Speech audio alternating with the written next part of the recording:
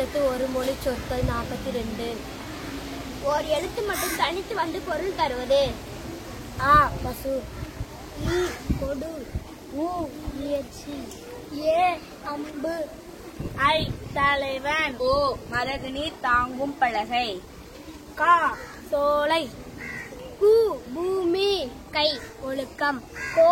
அரசன், சா இறந்து போ, சி நிகழ்ச்சி, சே உயர்வு, சோ பதில், தா கொடு, தீ நெருப்பு, தூ தூய்மை, தே கடவுள், தை தைத்தல், கா காடு, பூ மலர், தே மேகம், பை கைப்பை, போ செல், நா நாவு, நீ முன்னிலை உரிமை,